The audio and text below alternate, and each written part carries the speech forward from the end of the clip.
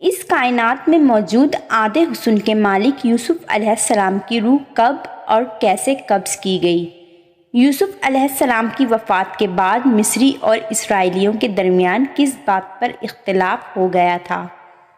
آپ علیہ السلام کی قبر مبارک دنیا کے سب سے بڑے دریا کے نیچے کیوں دفن ہے اور یہودی آج اس تابوت کی کھوج میں کیوں لگے ہوئے ہیں؟ اللہ نے ہر نبی کو خوبصورت حسن اور بہترین آواز والا بنا کر مبعوث فرمایا۔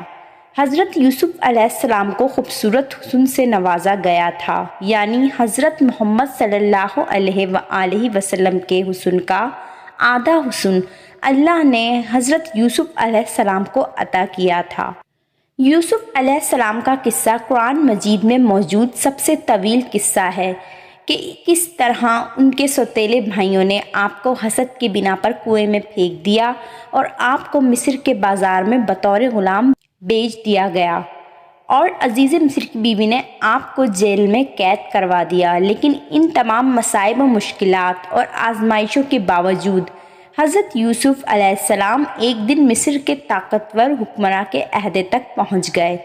جب یوسف علیہ السلام عزیز مصر کے عہدے پر فائز ہوئے تو ایک لمبی مدت کے بعد اللہ نے حضرت یوسف علیہ السلام کو اپنے والد اور خاندان سے ملانے کا فیصلہ کیا، لہٰذا حضرت یعقوب اپنے اہل خانہ کے ساتھ مصر آئے، اور 40 سالوں بعد باپ بیٹے آمنے سامنے ہوئے تو دونوں کا دل تڑپ اٹھا۔ دونوں دیر تک ایک دوسرے سے گلے لگ کر خوب روتے رہے۔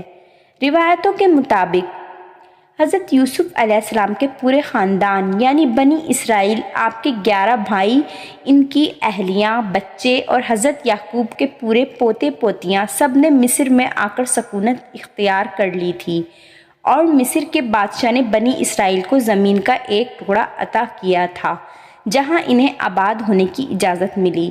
آہستہ آہستہ مصر میں بنی اسرائیل بہت طاقتور ہو گئے۔ حکومتی حدوں سے لے کر تجارت اور سیاست میں بھی اسرائیلیوں نے حصہ لینا شروع کر دیا۔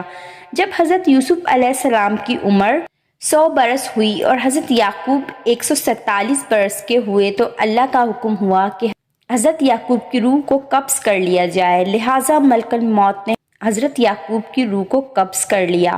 جب اپنے والد کی وفات کی خبر حضرت یوسف علیہ السلام کو ملی تو اپنے سر سے تاج اتار کر پھینک دیا، اور ان کے بدن پر جو ریشمی لباس تھا اسے پارا پارا کر دیا، اور بے چینی کے عالم میں دوڑتے ہوئے اپنے والد کے جنازے پر پہنچے۔ یوسف علیہ السلام باپ کے جنازے کو دیکھ کر بے تحاشا رونے لگے اور روتے ہوئے آسمان کی طرف دیکھا۔ یکایک آسمان کے دروازے کھل گئے اور انبیاء کی روحیں اور فرشتے حضرت یعقوب علیہ السلام کے جنازے کی طرف آئے۔ انہوں نے حضرت یعقوب علیہ السلام کے جنازے کو نور سے غسل دیا اور انہیں بیت المقدس میں دفن کیا۔ یوسف علیہ السلام اس روحانی نظارے کو دیکھ رہے تھے۔ جنازے کی نماز ادا کرنے کے بعد آپ علیہ السلام اپنے دربار میں واپس آئے۔ باپ کی جدائی اب آپ کے برداشت سے باہر تھی۔ رات ہوئی تو دریائے نیل کے کنارے جا نماز بچھائی اور روتے ہوئے پوری رات نماز ادا کی، یہاں تک کہ صبح ہو گئی۔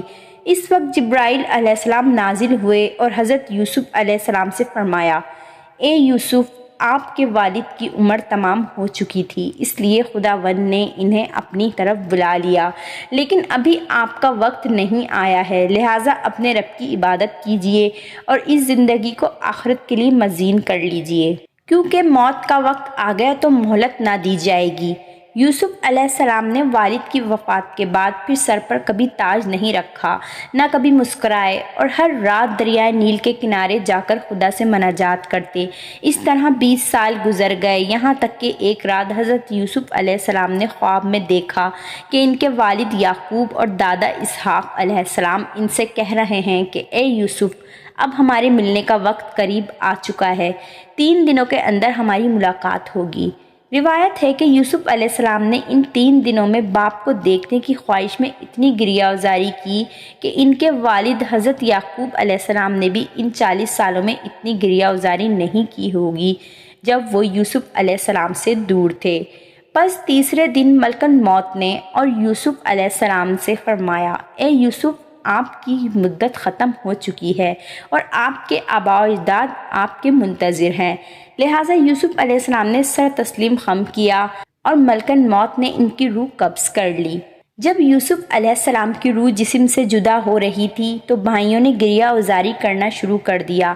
بنی اسرائیل میں واویلا مچ گیا۔ یوسف علیہ السلام کی وفات کے بعد آپ کے جنازے کو اٹھایا گیا۔ مصریوں نے جنازے کو دیکھا تو شور مچ گیا۔ ہر جانب سے آہ و فغاں آواز بلند ہونے لگی۔ اب مصریوں کا یہ قبیلہ اور گروہ یہ جانتا تھا کہ یوسف علیہ السلام کو ان کے علاقے اور زمین میں دفنایا جائے تاکہ ان کی بستی میں خیر و برکت ہو۔ ایک گروہ نے کہا یوسف نبی کو کنعان کے دروازے پر دفن کیا جائے، کچھ نے کہا کسی اور جگہ۔ بس اللہ نے اس وقت دریائے نیل کے پانی کو بند کر دیا اور اچانک نیل سوکھ گیا۔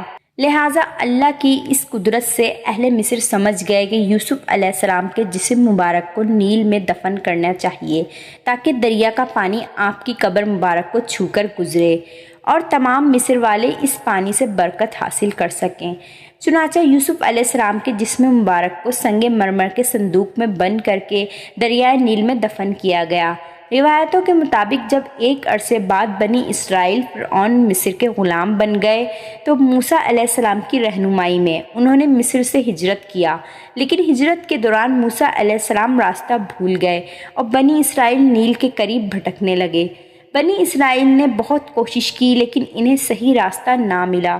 اس وقت بنی اسرائیل کے بزرگوں نے کہا یوسف علیہ السلام نے اپنی وفات سے پہلے یہ وصیت کی تھی کہ اگر تم لوگ کبھی مصر سے نکلو تو میرے تابوت کو بھی اپنے ساتھ لے جانا۔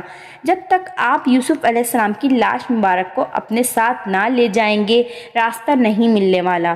اس پر موسیٰ علیہ السلام نے پوچھا کہ کیا تمہیں پتہ ہے یوسف علیہ السلام کی قبر کہاں ہے؟ اس وقت ایک بوڑھی عورت کے سوا بنی اسرائیل میں کسی کو نہ پتہ تھا کہ وہ تابوت کہاں موجود ہے۔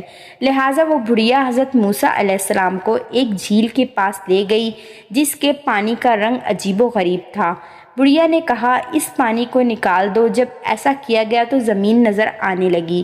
لوگوں نے وہاں کھدائی شروع کی جس کے بعد ایک قبر ظاہر ہوئی جس میں وہ تابوت موجود تھا۔ موسیٰ علیہ السلام نے اس تابوت کو نکالا اور آگے کا راستہ طے کیا تو آپ کو راستہ مل گیا اور آپ اس تابوت کی برکت سے ارض مقدس پہنچ گئے۔ موسیٰ علیہ السلام نے فلسطین پہنچ کر اس تابوت کو کسی خفیہ مقام پر دفن کر دیا۔ اس واقعے کا ذکر عہد نامہ قدیم میں کتاب یسوع میں موجود ہے۔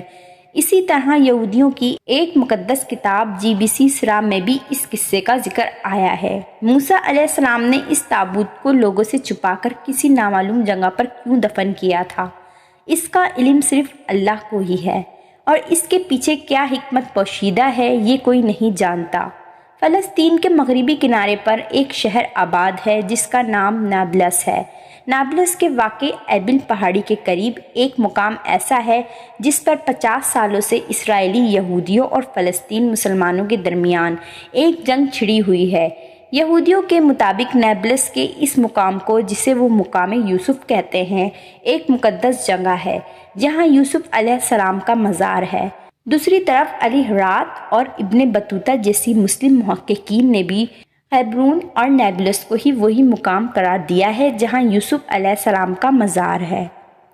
1967 کے عرب اسرائیلی جنگ کے بعد یہودیوں نے اس جگہ قبضہ کر لیا تھا جس کے بعد یہ مقام اسرائیل کے قبضے میں چلا گیا۔ سال 1990 میں اس مقام کو یہودیوں نے ایک آرمی بیس میں تبدیل کر دیا اور اسے یہودی ربیوں کی نگرانی میں چھوڑ دیا گیا۔ یہودیوں کے لیے یہ مقام اتنی اہم اور مقدس کیوں ہے؟ نیز یوسف علیہ السلام کے اس تابوت میں ایسی کون سی پراسراریت موجود ہے؟ یہ آج بھی ایک راز ہے۔